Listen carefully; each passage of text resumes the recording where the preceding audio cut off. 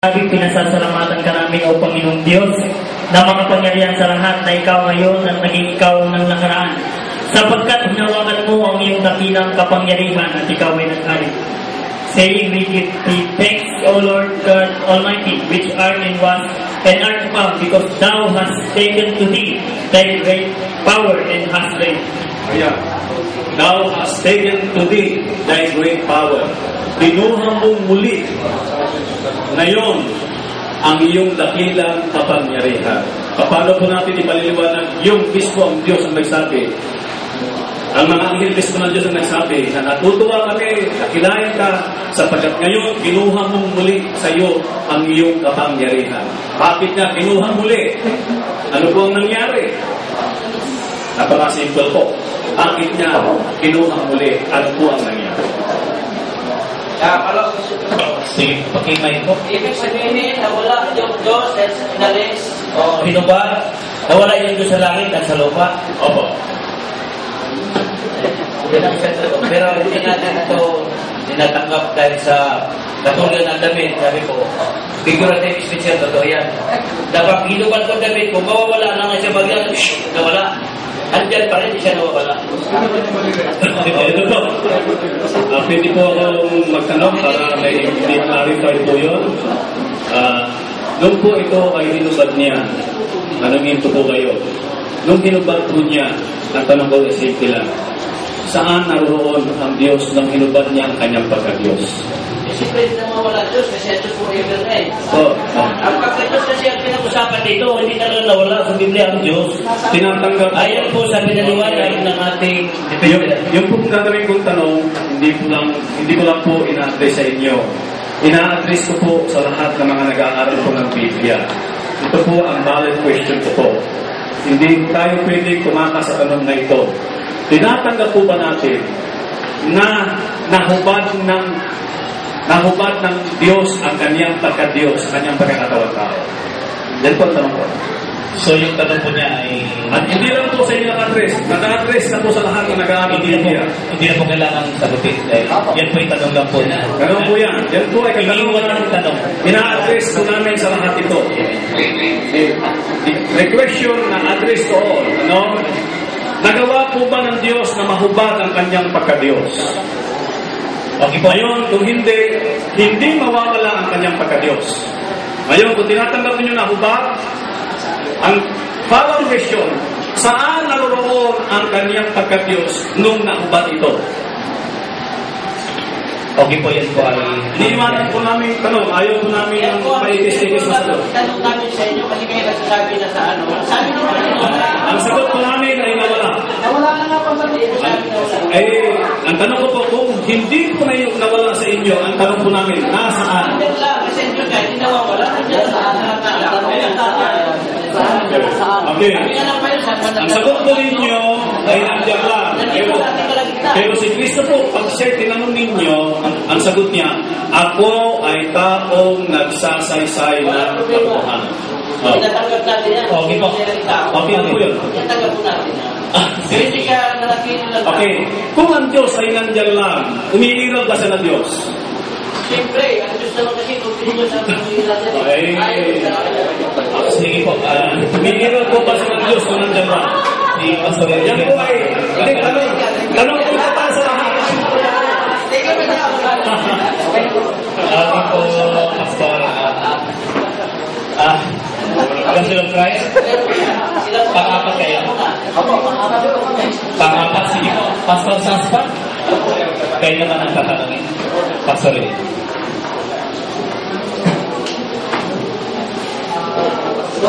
Opo. Ginagamit niyo po ba yung John chapter 6 verse 16? Pakibasa po para ma-repeat po ng lahat. Pakibasa po. John 6:16.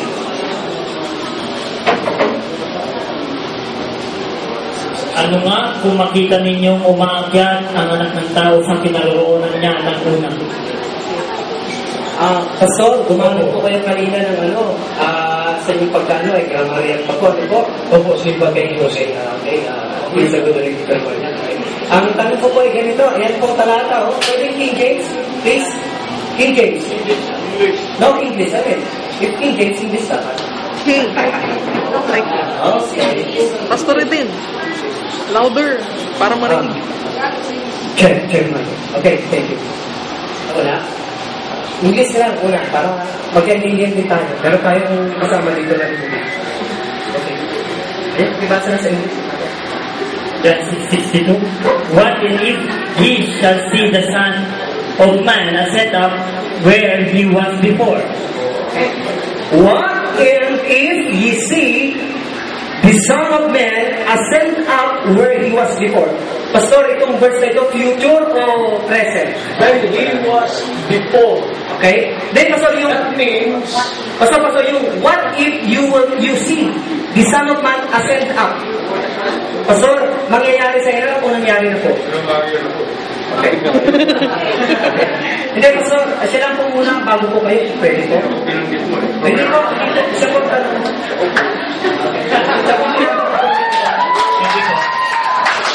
Pastor din kasi ginamit ko kasi yung grammar tinuro ko siya. Apo, Pastor, excuse me po, pagkatapos si Pastor sagutin. Sige. Pasawagan ko kayo, then alin dyan ang gusto mo purpusan? Itong binabanggit ni Kristo po dito. Alin dyan? Na, Kasi yung before. Apo, okay. Okay.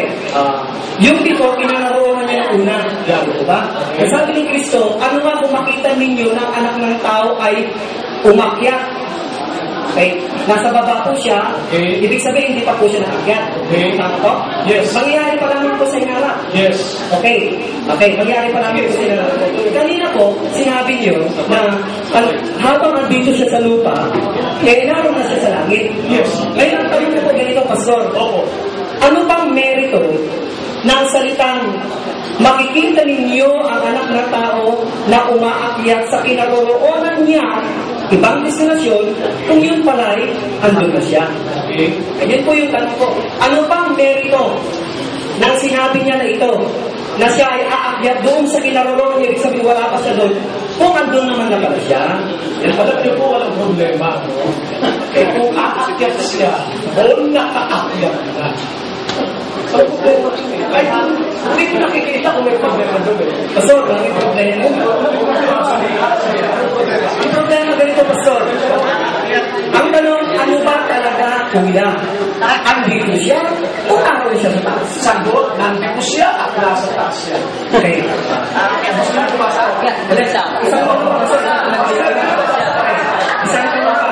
Pastor, nung sinasabi niya mga ito, may kausap siya. Bago maituloy, sabi na ni Kristo, ano sa'yo ngayon? Pastor, Ano sa'yo ngayon? Kung umakyat ako, ano sa'yo ngayon? saan niya, Pastor? What if?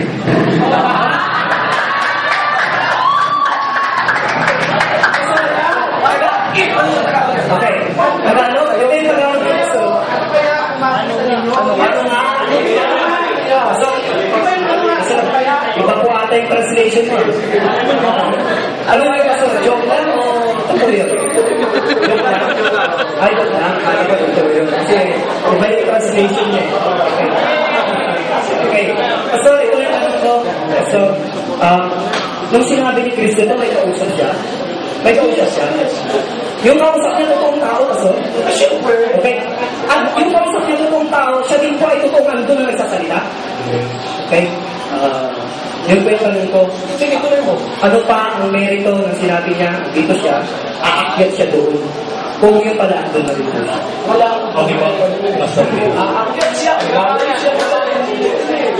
Bakit ang gusto siya? Wala na problema kay Kristo. Sabi ko nga, mabasa ko. Sige, Pastor. Jagawin na rin ulit. Ay, mapasahin nga eh. Mapasakay. Okay po, sa side ng linagatin po. Pabuling tanong. Ay, Pastor Ali. Pastor Ali.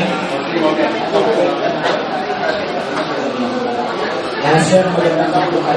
Pastor Ali. Ayon sa iyong paliwanag, si Kristo bilang tao ay Diyos. Ano ba, sir? Ulitin ko, sir. Sali lang para maintindihan. Okay po, kung tingnan tayo, hindi ka lang po. Ayon sa inyong paliwanag, na si Kristo na tao o nasa laman ni Diyos. Sabi ng John 8:58, Jesus said unto them, Verily I say unto you, before Abraham was I am. Ano ba ang kalagayan ni Kristo dito? Diyos o tao? Yung sinagot ang nahuli. Okay. Nasa talata po, bago si Abraham ay noong panahon na nandoon si Abraham, ang ating Panginoon Kristo, siya ay nasa kalagayang Diyos. Hindi pa po siya Kristo noon, hindi pa po siya Jesus. Sapagkat ang Jesus ay nanggaling sa lipi ni Abraham. Ang Jesus po ay nanggaling sa lipi ni Abraham. Paano siya ay magiging Diyos, si Kristo, sa panahon na siya ay nandoon si Abraham? Samantalang yung Jesus ay manggagaling pa lamang sa lahi ni Abraham. Kaya, nung nandoon siya sa panahon ni Abraham, siya yung Diyos na ang pangalan niya ay hindi Kristo, hindi Jesus. Ibig sabihin na niwala kayo, siya Diyos siya rito na pagsagot niya. Pinapakilala lamang po niya na si Kristo na kanilang nakikita ay nandoon na siya noong unang panahon, pero hindi bilang Jesus o Kristo, bilang Diyos at Ama. Ngayon, yung kanyang pagiging Diyos sa panahon na lumitaw yung Kristo ay nawala sapagkat yung Diyos na nagpakita kay Abraham naging anak ni Abraham. Naintindihan ko ba ninyo ang harmony ng 34 years old God? Di sa nagtanong ko lang dito, dahil pagsagot niya sa Diyos, correct ni Abraham. Ang kalagayan niya ba sa pagsagot dito, Diyos siya o tao? Tao po siya. Bilang Kristo, siya ay tao. Binasa na po natin, sino po ang Kristo? Ang Kristo ay taong tagapamagitan sa Diyos. Hindi po siya Diyos. Sapagkat ang Kristo ay nakatakdang lumitaw sa lipi ni Abraham. Ito ang nakasulat po. Before Abraham, sabi nga wasaya. Yes. Before Abraham, he was God. Ayan. Bago si Abraham, siya ay Diyos. Okay. Bago si Abraham, siya ay Diyos. Pero nung siya ay naging Kristo, nagkatawang tao, siya ay taong totoo. Bilang tao, galing siya sa lipi ni Abraham. Ito ang tanong ko lang. Opo, sinasabi na po. Ang pagsagot dito, Diyos bang kalagayan yung pagsagot niya o tao? Tao po. Tao po na nagpapahayag kung sino siya nung una. Tao po na nagsasabi kung sino siya nung nakaraan. Ibig sabihin yung tao na yung existing na noon before si Abraham. Hindi po, mali po yan. Ang sagot niya, before Abraham was I am. Mali turo po yan. Hindi po yan yung sinabi niya siya ay tao siya na ay nandoon sa panahon ni Abraham na tao.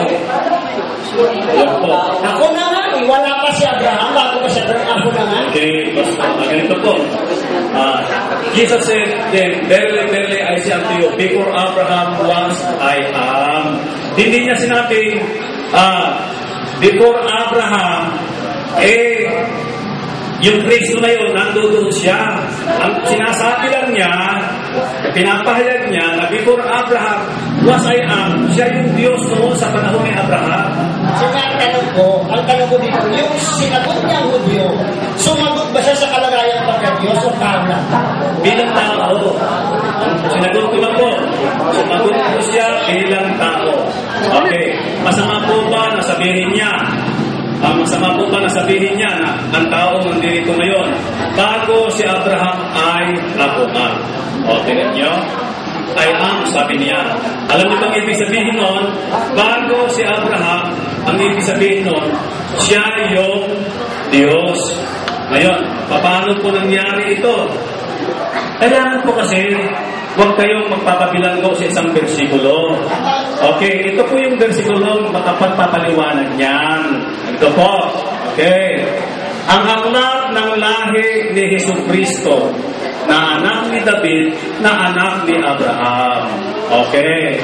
Ngayon, kung ipagpipilit ninyo yung Kristo, siya na yung Kristo noon, paano siya magiging anak ni Abraham? Ganun lang po kasimple. Maliwanag po yung nakasulat. Okay po, Pastor Ali. Sagot po. Ang aklat ng lahi ni Jesucristo. Ayan, hindi po. Kailangan, hindi lamang po bahala po Diyos, bahala po Biblia. Ayan po. Ang aklat ng lahi ni Jesucristo na anak ni David, na anak ni Abraham.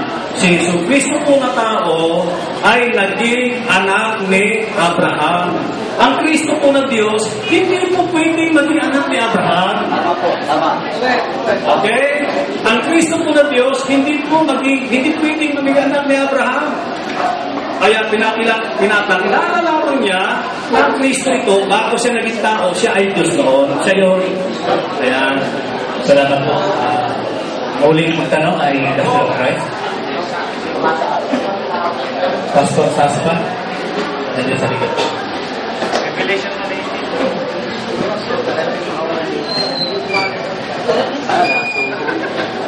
Okay, Pastor siya.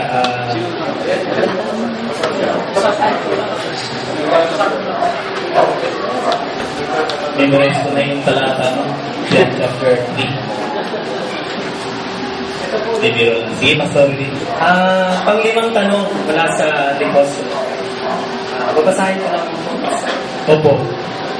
Sabi niyo po, may anak ng tao na nasa baba. Alin po siya? Binasa niyo nga po. Markado, John 3:13. Opo. Sabi niyo po, may anak ng tao na nasa baba.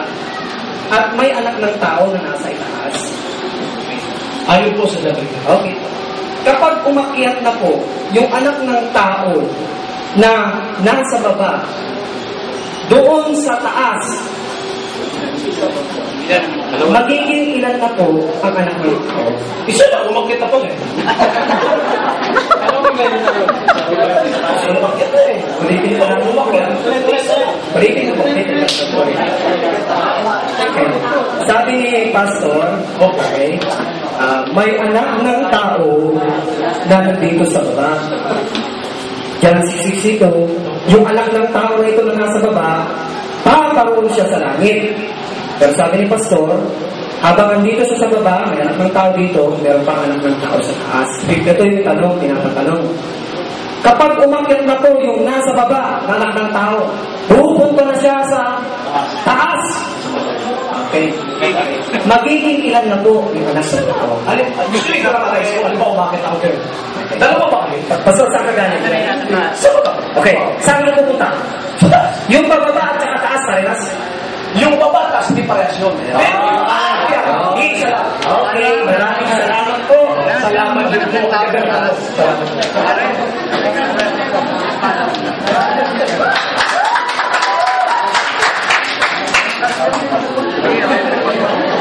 Pastor, hindi na rin ang tanong sa akin.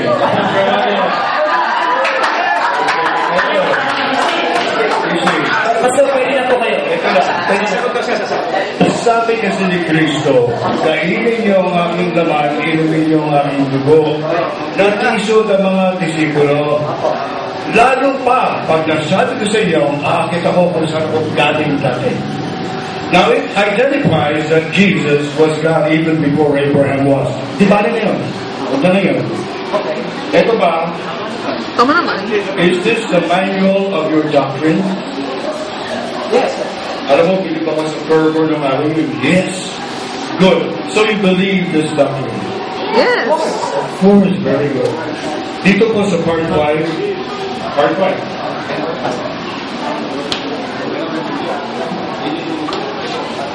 There were just some of the evidences that Jesus was 100% man. Sorry, 100% man during the time when he was on earth. He was not God, but a pure man. Para kayo naman, grammar ng Tagalog na Ingles, purong tao. Wala pa kay Diyos siya. Ay, paano siya nakadamit sa ibabaw ng tubig?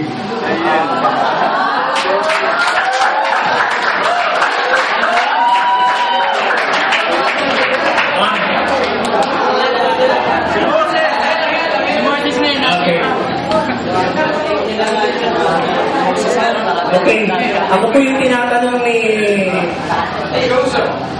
Pastor din po ba kayo? Brother. Okay, Brother Joseph. Okay, ako tinatanong niya. Okay, ganito ang tanong niya. Kung taong-tao siya, nung time na yun, ang tanong niya, paano daw siya nakalakad sa ibabaw ng tubig? Okay.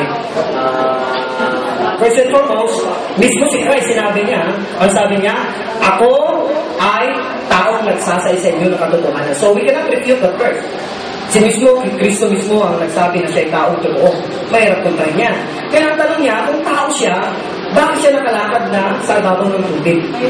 Para bang ang ibig niyo po bang sabihin, kaya po ba siya nakagagawa ng himala ay dahil Diyos siya? No. Simple question. Okay. Read my lips. Okay. Peter saw Jesus walk on water. Correct. Ano, nagkaroon ba niya ng shouting? Okay. Hey, wait a minute. Okay. Follow-up question. Forget the angel. Hey, follow-up question. Hey, forget angels, brother. Kalimutan ang anghel. I'm talking about Jesus walking on water. Whether he's God or man, the question was, how was he able to walk on water? Whether he was God or man. Okay, sasagutin naman po ng versikulo. John 14 verse 12. Katotohanan sinasabi ko sa inyo, ang sa akin ay sumasampalataya, ay gagawin din naman niya ang mga gawa na aking ginawa, at lalong dakilang magagawa kaysa rito ang gagawin niya sapagkat ako'y paro sa Ama. Pwede ba ito? Magiging Diyos na rin ba tayo? Brother, Pastor, Aguilar, look at me. When you talk, I look at you. Salamat. Higit pa magagawa natin parang araw. I'm not talking about that. How was he able to walk on water? Please answer me. May sayang na oras ko.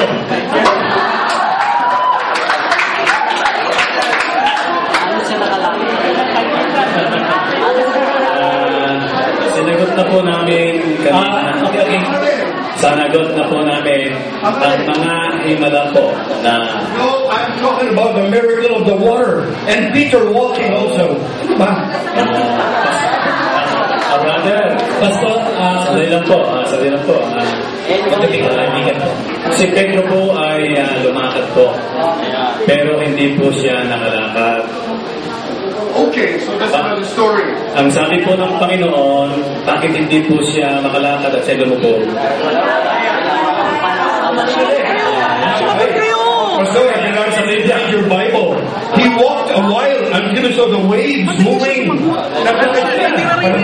Hindi ko po kinontra na naglagat po. Hindi po. When you talk to me, so straight, matanda na ako. Opo, naglakad po si Pedro, pero siya po ay lumubog. Pero ang sabi po ng Panginoon sa kanya, kaya po siya lumubog sapagkat kulang po siya ng pananampalataya. Hindi ang tanong ko. Ang tanong po ninyo, paano makakalakad? Sapagkat, ayan, ang Panginoon ay nakalakad. Yan po. Kaya, si Pedro po, kaya lumubog po siya, nag-alinglangan po ang kanyang pananampalataya. Sana po, kung po ang kanyang pananampalataya, sigurado po makakalakad po siya sa ibabaw ng Salamat po, Pastor. Nakalima na po kayo, Mr. Price. Sa UP. Okay, sir, about the conclusion.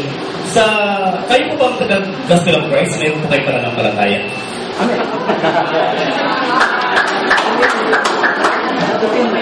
So, sino po, pwede po ba kayong magturo kung sino na po nakalakad dito ng sa dagat sa iyo?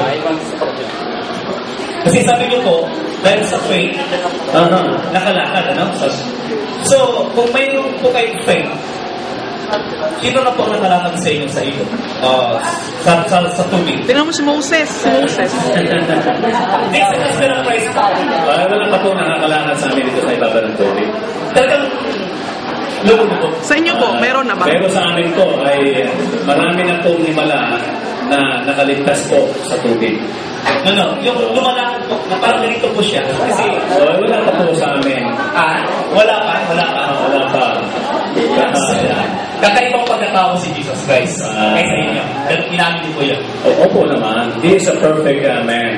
Ano? Hindi tayo perfect eh. Salamat po. Yung faith natin, our faith is not like the faith of Jesus. Kaya yun ang problema natin. Amen. Salamat po. Ang maraming. So, Pastor, may 5 minutes po kayo para sa conclusion.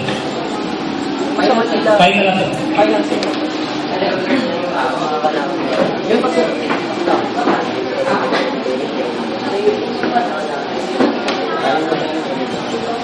Praise God. Mula sa lahat ay nagpapasalamat na ako ngayon dahil binigyan niyo po kami ng pagkakataon na kami po ay inyong pakinggan. Dahil nakarating po at nakita po namin kami po ay mga masasamang tao. Ngayon, at least kami pala ay nakita ninyo na hindi naman kami mga taong gaya po ng narinig po namin at sinasabi nila. Kami po ay willing po makipag-share sa inyo ng Word of God. Ayan.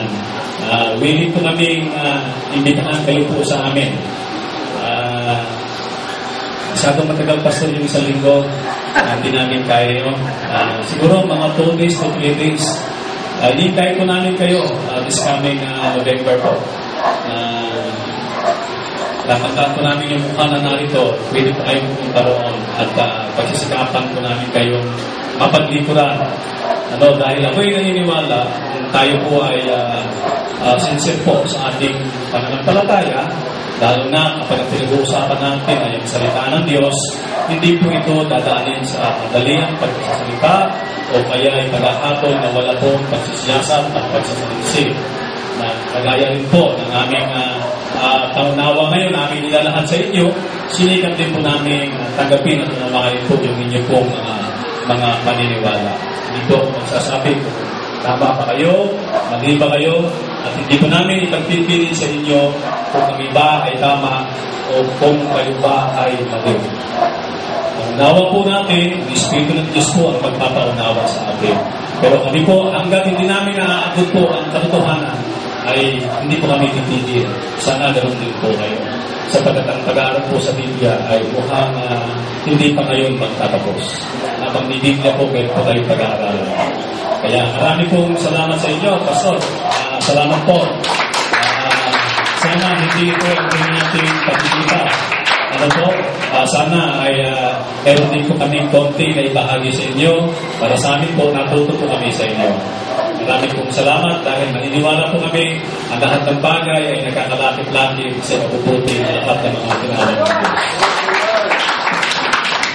Salamat po, Pastor Charlie. Sa palit po natin, kailan ba hindi tayo magsalita ng masama laban sa mga kapatid. Nagpapasalamat kami sapagkat pagkat malayo nga po kayo, tinalaw niyo kami. Even though tumataas yung boses natin, pero hindi part lang po yun ng pag-uusap. Salamat po sa Diyos sapagkat may mga naibahagi kayo sa amin. Kaya niyo po, sana lumaking ng Diyos mo sa pagkakaulit, makapag-aral tayo ng salita po ng Panginoon. At aming dalangin sa inyong po pag-uwi at pag-iingat at gabay ng Diyos ay dalangin po sa inyo. Pagbalay tayong lahat, pag-iingat natin ang Diyos. Praise God. So, magkaroon tayo ng closing prayer. Pastor Aguilar, sabi niyo po na parang meron kong nagbibintang sa inyo. Wala akong libre. Hindi po. Wala akong libre. Not me.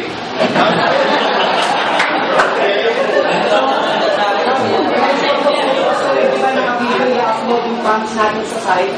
I-upload yung video later. So, not for us here. Saka sa mga ito kasi, request po ito na ito po ay sana mamaya yan nila. Kasi wala akong kopya eh. Sir, bahala po kayo. So, salamat po sa matagumpay na panakayahan. Ito naman talagang prayer natin sa God. Na tayo po ay medyo pasal sa pataga, may impact lang kasi, sir. So, mayroon kasi tayong, ganun din po ako. Kung sakaling kung ako po yung magtanong sa iyo, Brother Dondon, naging malumanay lang ako doon sa inyo. Siyempre, nag-iisa lang ako.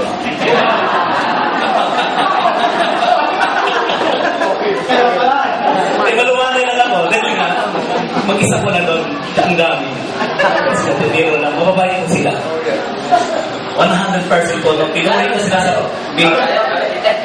lahat, direct nung pag-type yung pumunta roon, welcome po. Maramdaman po natin yung Espiritu ng Pagkakas. Praise God. So, UPC ang nag-opening prayer. So, maraming po sa Pastor Cherry o Pastor Espiritu. Ang Espiritu ba na? Pastor Espiritu. Ang mag-closing prayer. So, dito po. Ito yung Espiritu makikita. Yan ang Espiritu. Tuloy po ang ating Panginoon. Salamat sa